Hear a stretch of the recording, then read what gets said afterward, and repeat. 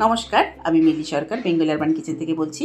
আমার ইউটিউব ফ্যামিলির সকল দর্শক বন্ধুদের কাছে দূরে যেখানে যে আছেন সবাইকে অনেক অনেক প্রীতি ও শুভেচ্ছা জানিয়ে শুরু করছি আজকে আমার রেসিপি ভেজ প্যাটিস দিয়ে চিজ বার্গার।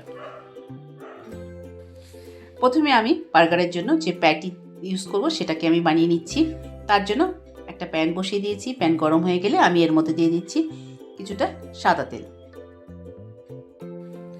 তেল গরম হয়ে গেলে আমি এর মধ্যে দিয়ে দিচ্ছি হাফ চামচ গোটা জিরে।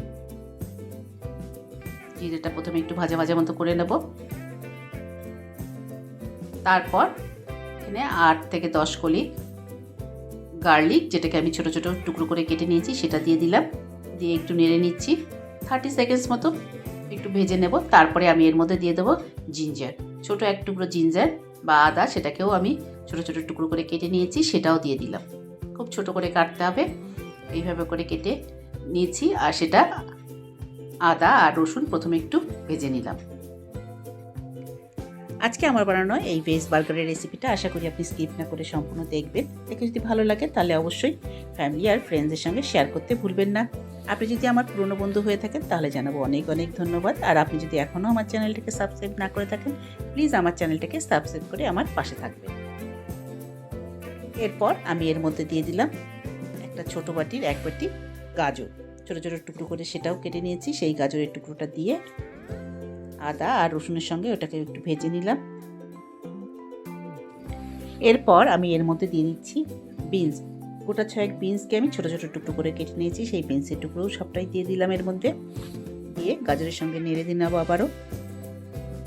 তারপর আমি এর মধ্যে দিয়ে দিলাম আধা বাটি মতো কর্ন, সুইট কর্ন। সেই সুইট কর্ন দিয়ে দিলাম এর মধ্যে।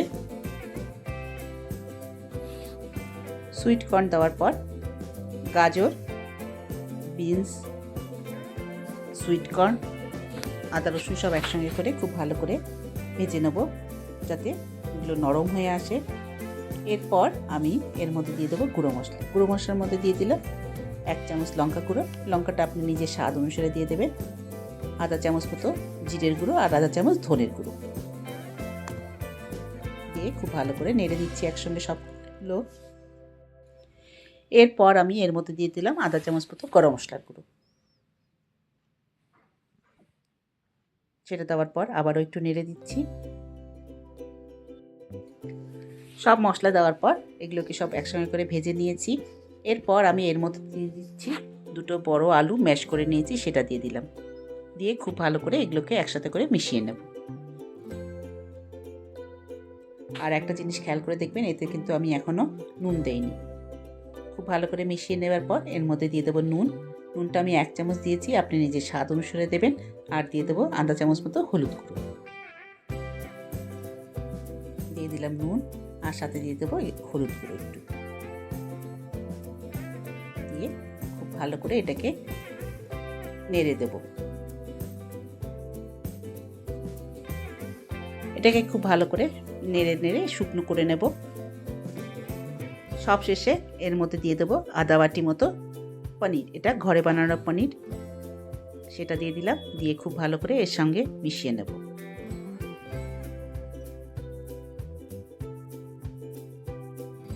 তারপর নামানোর আগে দিয়ে দিলাম আধা বাটি মতো ধনেপাতা কুচি, ফ্রেশ ধনেপাতা কুচি, সেটা দিয়ে দিলাম। দিয়ে খুব ভালো করে নেড়ে দেবো আবারও।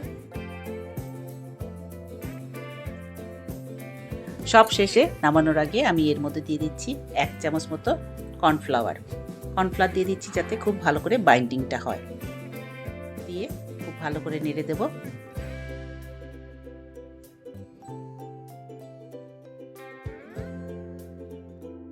তারপর এটাকে একটা বাটিতে নামিয়ে নিয়েছি।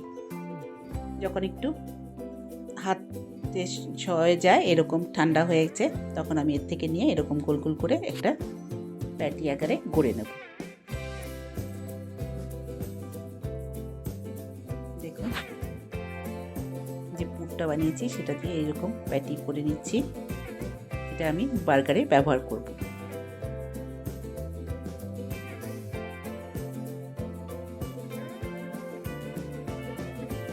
এইভাবে করে বানিয়ে নেব সবগুলো।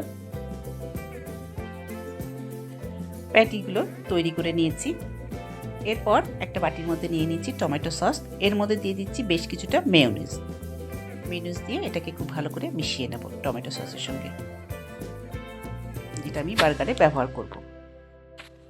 টমেটো সস আর মেয়োনিজ একসঙ্গে মিশিয়ে নেওয়ার পর আমি এর মধ্যে দিয়ে দেবো বেশ কিছুটা রেড চিলি সস, যেটা বাজারে কিনতে পাওয়া যায় রেড চিলি সস, সেই রেড চিলি সস দিয়ে দিলাম। দিয়ে সবগুলোকে একসঙ্গে করে খুব ভালো করে মিশিয়ে নেব।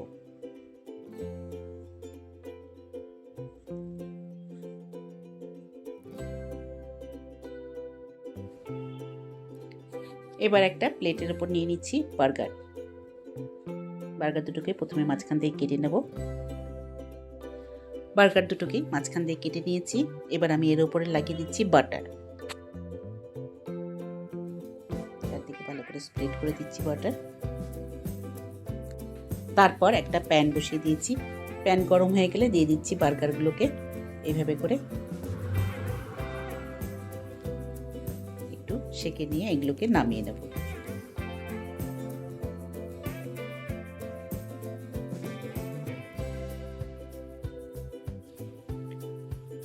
বার্গারগুলোকে এইভাবে করে সেঁকে নামিয়ে নিচ্ছি।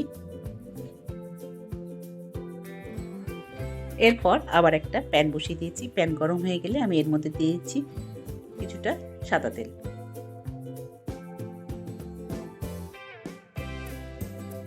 তেল গরম হয়ে গেলে এর মধ্যে দিয়ে দেবো যে প্যাটিসগুলো বানিয়ে রেখেছিলাম, প্যাটিগুলো সেখান থেকে নিয়ে এর মধ্যে দিয়ে দেবো দুটো প্যাটি ভাজার জন্য।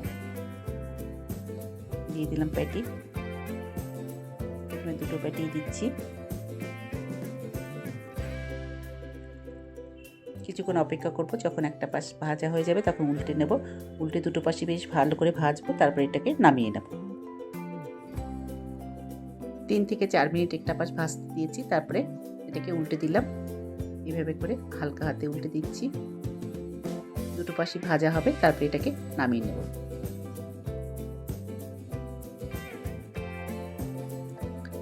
দুটো পাশে বেশ ভালো করে ভাজা হয়েছে, তারপরে আমি ধীরে ধীরে এগুলোকে এবার তুলে নেব।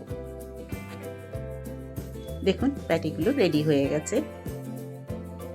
এবার যে ব্রেডের টুকরো ছিল, সেকে নেওয়া ব্রেডের টুকরো, সেটা দিয়ে দিলাম। তারপর প্রথমে আমি এর উপর দিয়ে দেবো যে মেয়োনিজ আর টমেটো সস যেটা বানিয়েছিলাম রেড চিলি সস দিয়ে, সেটাকে প্রথমে ব্রেডের উপরে স্প্রেড করে দিচ্ছি খুব ভালো করে।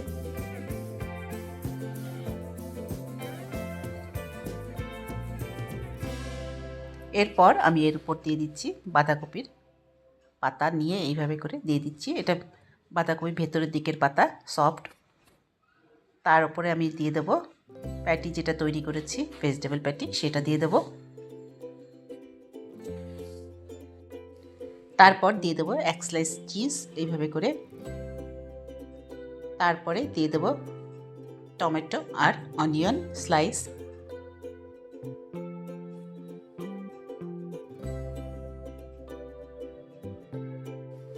এরপর আর 1 স্লাইস যে বার্গারের টুকরো আছে সেটার উপর খুব ভালো করে মেয়োনিজ লাগাবো, সেটা উপর থেকে দিয়ে দেবো।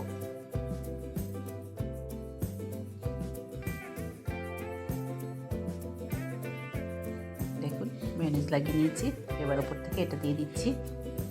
আর এইভাবে তৈরি হয়ে গেল আজকে আমার বানানো ভেজ বার্গার।